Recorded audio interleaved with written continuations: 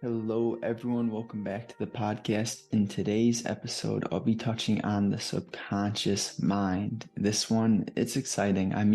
Every topic is exciting, but before we get into it quickly, let me just ask if you've been enjoying the podcast, if you've gotten value, just go on Spotify if you want to help me out and drop me a quick star rating, whatever you think.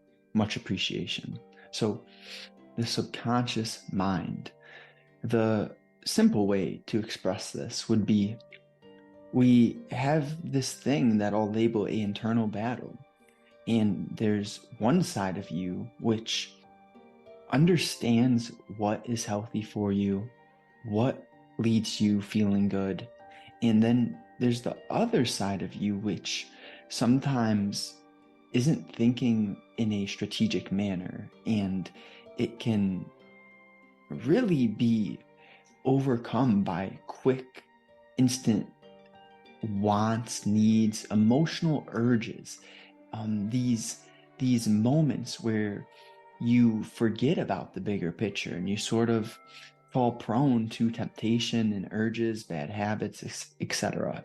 And what I want to express here is that you can tap into this thing which is the subconscious mind, and rather than thinking your way through your career, your life, your emotional struggles, if you educate yourself on how to intentionally take advantage of the subconscious, you can actually get much more done with much less effort.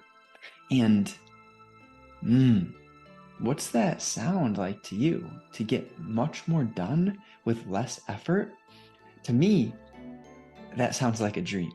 I think a wonderful way to draw the line between your rational, analytic mind and the all-powerful subconscious is to understand this sort of analogy where, let's say you have a situation which is uncomfortable, you're not pleased with, and you try to think your way through it. And you're sitting there pondering, just doing all that you can to come up with a solution.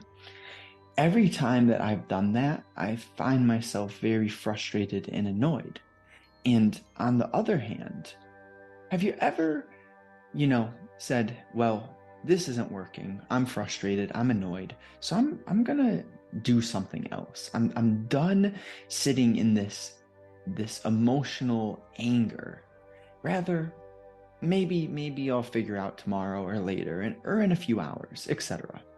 And then let's say tomorrow comes, you're in the shower, and you just bing. You have this thought, and it's exactly what you needed. Or another way to express this would be the difference between when you're in school, you're in a class which you don't want to be in, how slow the time goes. In comparison, for me, something that I have to sneeze, something that I deeply enjoyed is playing sports. And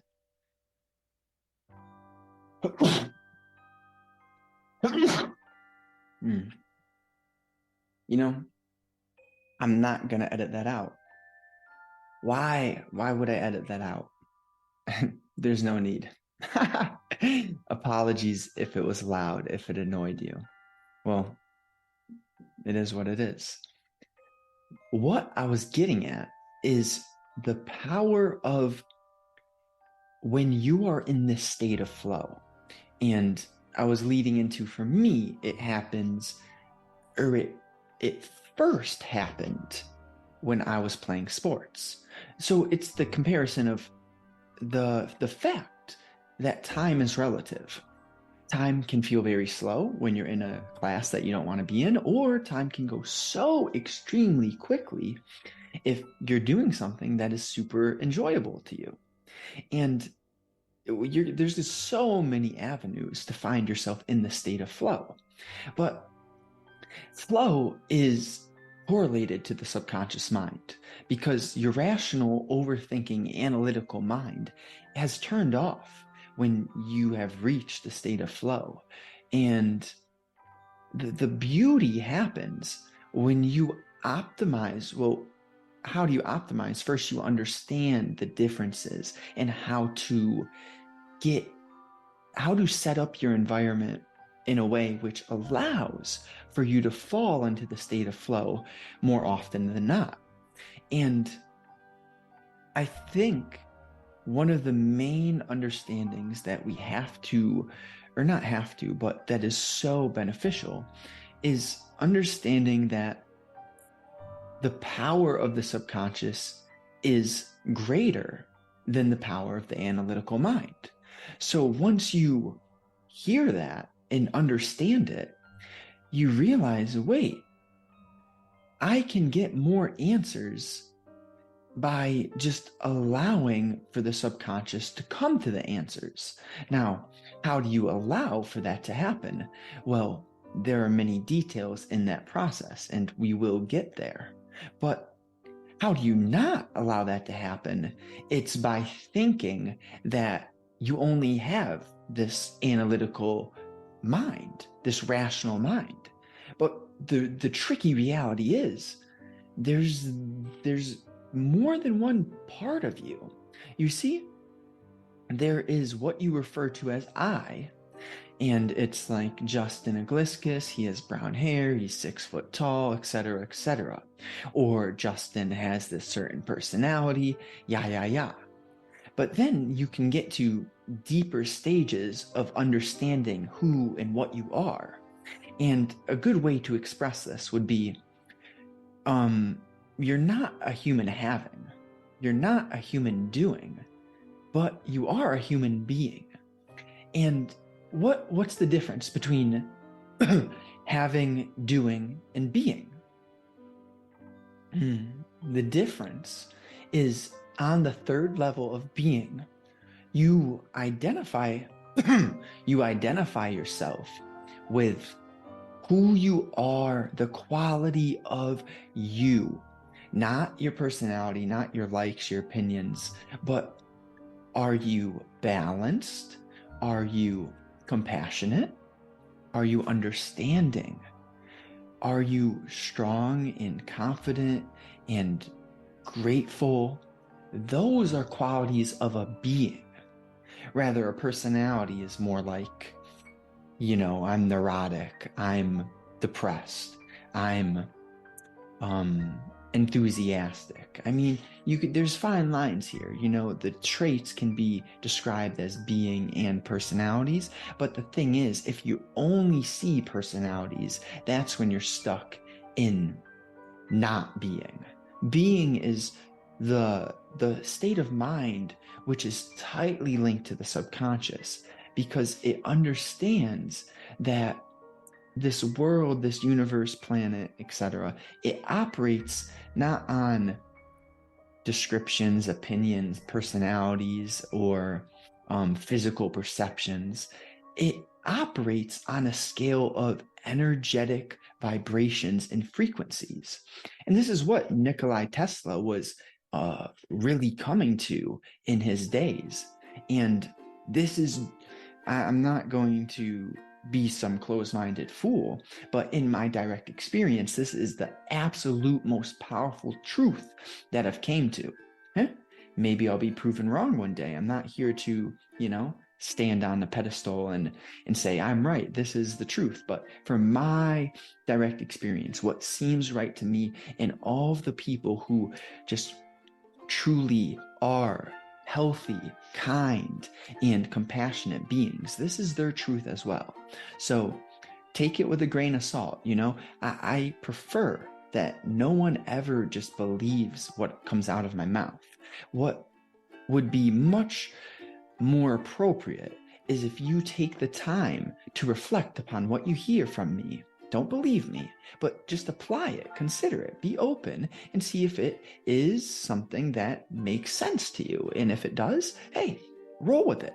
But it's important that we understand there's more than just the rational mind. Like statistics tell a story, but what's more important than the statistic? It's the context of where that stat was coming from.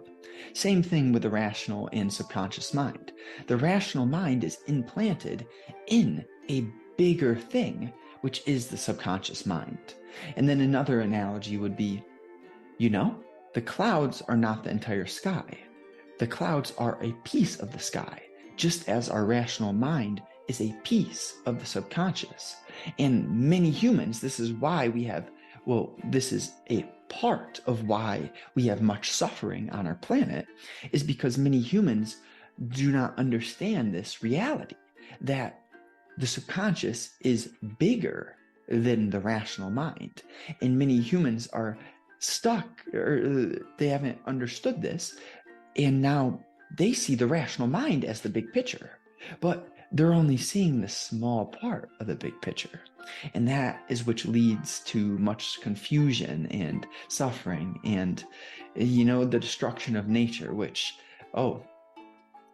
that will come. Everything's all right, but the way that we treat nature, the way that the Western world sees nature is quite broken. See, when you unravel this truth that we're beings of energetic frequencies, and you start to realize that every single thing on this universe has a frequency. What that means is, you kill a bug, you kill an insect. Okay, if you step on it by accident, that's fine. But if you intentionally are going to go out of your way to, destroy a branch, cut down a tree, etc., kill animals, like, this stuff comes back to you. I'm not saying it to make you feel bad. Like, I am not a vegan, but my point is, we have to be a bit more intentional with how we carry ourselves, with how we create our lives, because the lack of intention is what leads to unnecessary pain and suffering. And I'll get into more solutions. So when I mention solutions, I'm coming at it from this angle of, let's make things better than they are. We're never going to be perfect. So what is a practical thing there? For example, the difference between factory farmed cows and chickens and free range cows and chickens. It is a 100% difference. When, I heard this thing, and I don't know, it makes sense to me. If you think about it, like with humans as children, this was my experience. As long as I had people to play with and food and water, I was a happy child. And, I had a good mother. I have a good mother. And what does the word good mean anyways? She's very loving, compassionate, understanding, caring. She treated me as she would like to be treated herself. Okay. I'm getting off using certain words like good and bad because I'm beginning to realize, wait, what I think is good could be horrible to someone else. So we have to be a bit more detailed in our language. And what I'm expressing here is a cow, just as Justin the child was happy simply having some people to play with. A cow on a free-range pasture with green grass and other cows and just freedom of acres. That's a happy cow. And I don't know exactly how you can end the life of an animal in a way which it is not fearful. I would lean toward it being very quick and unexpected in a very comfortable place that the cow lives. So I'm not saying that we can't use animals to survive. I mean, we've been doing this forever. So I'm not going to say I'm against it, but I also am against the terrible lack of ethics, which I don't know how governments allow for this stuff. Like the factory farming, the squishing of animals into, like, don't get me started. I know I'm ranting now, talking about subconscious, and here we are. But the harsh reality is that it's mind-blowing to me that we have the technology that we have, the infrastructure, the amazing things that humans have created, and we're still torturing animals in factory farms. There are still kids in Gambia starving to death. What what is going on here? And I'm not here complaining or acting as if the world is horrible. No, all I'm doing is asking a question which should bring some awareness to anyone who hears this and make them realize, oh, wait, we still have much to improve. And the word awareness is what I want to get into, because I just don't think many humans are paying attention to what I just said right there. People in America are busy scrolling TikTok, doing whatever they desire to do, feeling miserable for themselves. The truth is, buddy, I've been there, but the reality, the harsh reality is it's much worse in other places. People have it way harder than you. And that was a tough pill for me to swallow, because I was stuck in a victim survival mode for, God knows how long. And it was like self-pity. But then you come to realize eventually, if you're aware, you come to realize how grateful that you are and the opportunity that is in front of you with the technology that we have to reduce the amount of suffering that other humans, animals, anything that's conscious. We have this opportunity to reduce pain all around the world if we live in an intentional way and use our energy with a specific, healthy reasoning behind it. So all of that, which I just said, it comes from my subconscious. Like, the only reason I have this intent to make the world better is something came to me. Like, Justin's ego is much more selfish than everything that I've just described to you. And that's the difference between ego, sense of I, rational, analytical mind, and then the subconscious mind that has compassion for everything, animals, humans, children in Gambia. This is the difference. See, the subconscious mind is tapped in to the fact that the universe is a beautifully complex powerhouse. See, let's just think for a minute. Volcanoes, tsunamis, hurricanes, tornadoes, the ocean in general. The power of nature will forever, I don't want to say be more powerful than man, because nature and man is one. We are the same exact thing. That's the simplest way I can explain the deepest truth of reality, is everything on this planet is one. Now, how can we use that in a practical manner? Well, what we have to just understand is that when you are more connected with that universal truth, your mind will shift in a manner which, on an everyday basis, you will change the way that you think, act, and believe the world to be, because you understand, wait, if I feel a certain way, which was in pain, upset, sad, and I didn't like to feel that way, that means that any time that I act in a manner which spreads that pain to anything on this planet, you're increasing the amount of suffering. Therefore, if you can realize, if you can understand how to raise your awareness in a way where everything that you do, act, and say is actually making the world more peaceful, more calm, stronger, more intentional, compassionate, etc., you can actually have such a powerful ripple effect. It's mind-blowing. It's mind-blowing because, throw the pebble in the water, it ripples. You treat one person with kindness, you have no idea how that might change their day, and then therefore, how many people do they come across in their day, etc. Compounding is not to be underestimated. So I'm here speaking to you, but everyone has different gifts. For me, now realizing, now being more aware, I could tell that anytime that I got called on to read a book in elementary school, there was something I was doing. I felt it internally. I don't know, But internally, I felt calm. I felt as if my voice was calming other people. And now, what do you know? It took me many years to figure out that this is something that I've just been given. I have no idea what and how it all works. That being said, you have gifts. It might be painting, it might be doing very complex rational thinking in the field of engineering. I don't know what your gifts are, but what I do know is that every single being on this universe has gifts.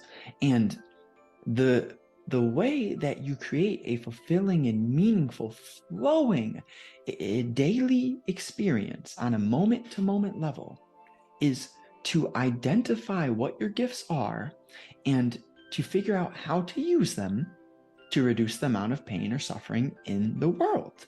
And now, on a very zoomed in content level, I have no idea what that's going to be for you. Not a clue. But where you can begin, and I think this was my subconscious mind from a very young age, like hinting. I had this feeling of what I did not like and what I didn't want to do. And that was not being free. It was being told what to do, being told how to think, etc., etc. So you might align with that, you might not.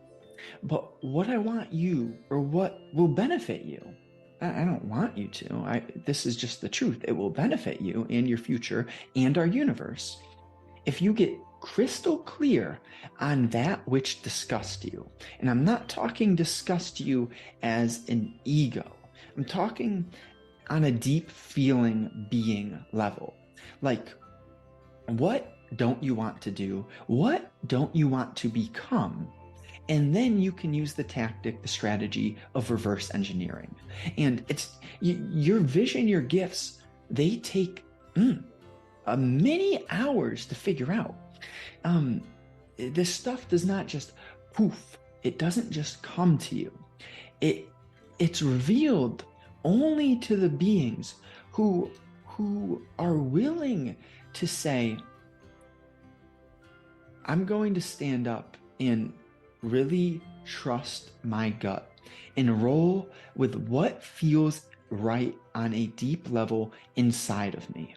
Not listening to grandpa or dad or Joe down the street, but to say deep inside, this is what feels right to me. And I hear those other opinions, but they're not an example of what I want to become in my life. Therefore, I don't see the sense in doing what they tell me to do. See, I don't want you to be arrogant and to just say, I know it all. I'm not going to listen to others' opinions. What I embody is, your opinion's interesting, but I'm not just going to throw out my values for your opinions. So hear people, you have 2 ears, 1 mouth. There's a reason behind that ratio. You're meant to be a listener. We learn so much by listening. And what I realized, this is hindsight, but if I would have spoken much less in my past, it would have been much easier. Huh? I bet you that maybe it's true for you as well. When we talk, especially when we're very egotistical and stuck in our sense of self and, our wants, desires, and needs, we say a lot of silly shit. And, here I am talking. But right now, everything I'm saying, I'm talking to myself. Like, whether I don't care how many views this gets. I'm saying this because my subconscious, my intuition, my being on a deep level says that this feels right. I don't care if people like this 50 years from now, like it 100 years from now. It doesn't matter to me. What matters to me is that I deeply feel strong when sharing this message. And that's a sign. So the subconscious mind, it's tricky, The materialistic world is to be appreciated. We are in the materialistic world.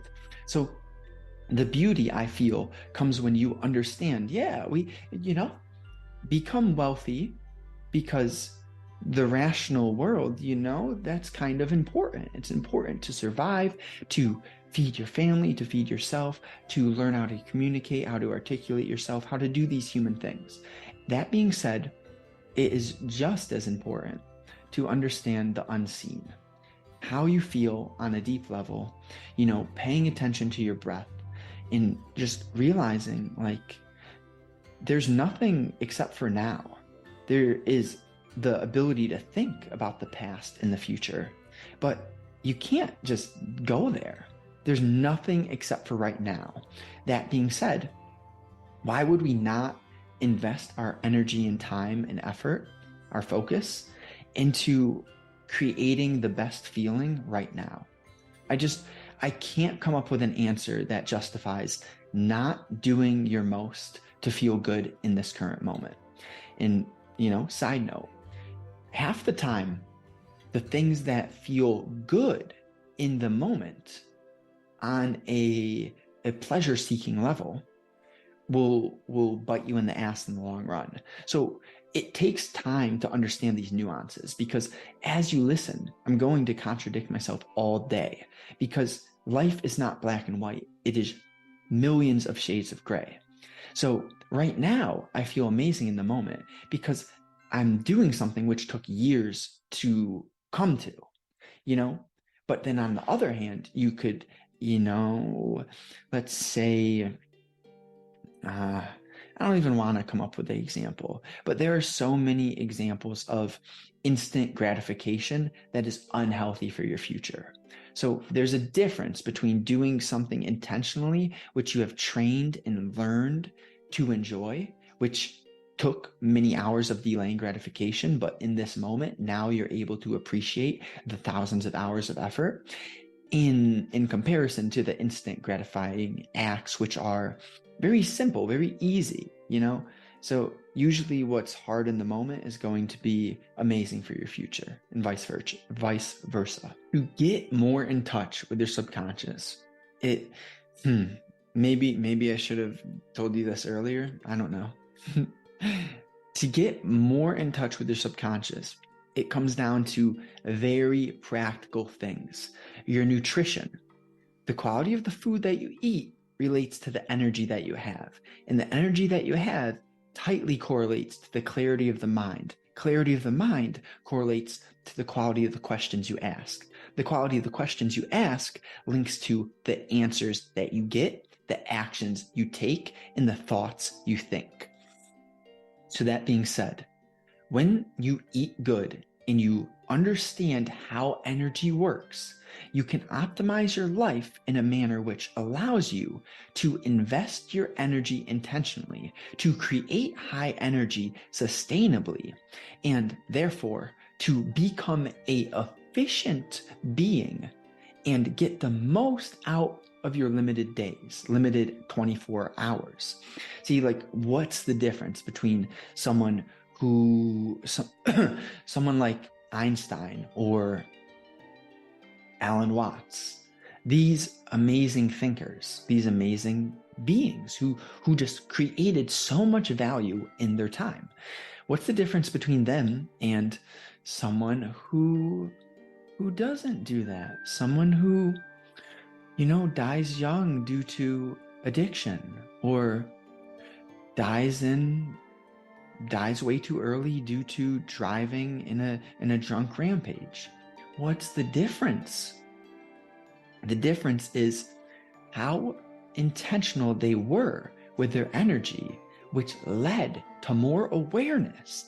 And that awareness is the key factor, which determines your actions, your thoughts, and your beliefs.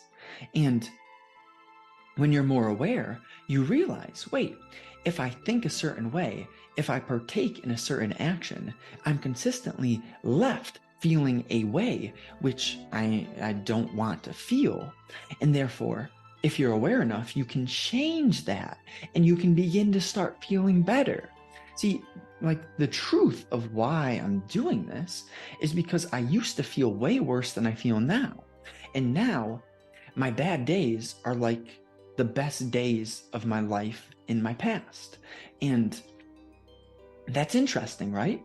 As you progress through the scale of awareness, you come to realize, this is interesting. Like, life feels way different than it ever has felt before. And it's not that I want this for you or you need to get to this place, but if you're interested in this sort of stuff, then that's your subconscious pushing you to this place. Like, let me tell you, my rational ego, if you asked me, 6 years ago when I graduated high school, if this was what I would be doing with my time and energy, I would have no idea. I'd be dumbfounded, speechless, just in utter shock. Like if someone showed me the crystal ball and said, yeah, this is you. And like, not out of disappointment, just out of pure awe. Like, what? I have no idea why I'm doing this, truly. It's just a pull that has come from the heart, which, the heart and the intuitive mind, the universe, nature, subconscious, it's all interchangeable labels. And I wonder if I said this at the beginning. Yeah. Here's a reminder. If this is valuable, if it's enjoyable, just drop me a star rating. It's so quick. And I appreciate that. I'm grateful for you. I do this because I know this is what I would have loved to hear a bit earlier. And if I could do that for you, if I could let you hear something which is insightful and guides you towards a more peaceful daily moment to moment experience, hey, I'm happy to do that 100%. So if you want to reach more internal peace, do you do any breath work? That would be a place where I would begin. Guided meditations, guided breath work. It starts there. Something that's so simple that could help you is just breathing through your nose and repeating a word like strong, confident, kind, compassion, beauty, appreciation, abundance, integrity, etc. Healthy words with a high energetic frequency. It's very simple, and that will help you. And what this comes down to is training our ability to focus our attention. All this stuff which is free, it's free because your attention is the currency. And see, that's important to understand. Another amazing thing would be to read. Just start with 1 page a day. If you're doing breath work, 1 minute a day. And then, compound 2 minutes, 5 minutes, etc. If you break your streak, don't think of it in streaks because it's more of a lifestyle change, an identity shift. It's not like a diet. I'm going to do this for a week. Like, no, that's not sustainable when you look at it that way. We want to create a sustainable, fulfilling, high energy lifestyle. And so if you break your habit, your healthy habits, then you just restart 1 minute a day, 1 page a day. And eventually you'll get to the point where you don't have to do that. But if you're just starting with this healthy stuff, that's a good way to do it. And to conclude, I'm open to working one-on-one with people, to growing together with individuals. See, I can't help you. I don't have a magic pill for you. I don't have a course that's going to solve your problems. What I do have is a ability inside of my heart to create an atmosphere, to create the space which is going to allow you to feel so much better than you used to feel. So if you're interested in creating confidence, building a powerful body, powerful mind, and just becoming someone who, when you look in the mirror, you're like, wow, I'm attracted to that person internally and externally. If that interests you, I'll link my Twitter. You can just shoot me a DM and, we'll see if we mesh. I don't work with everyone because you need to be on a certain level. I'm not going to work with, Justin 6 years ago. Maybe I'll work with Justin of 2 years ago, but not Justin of 6 years ago. So I appreciate you deeply. Wishing you nothing but joy. And yeah, big smile.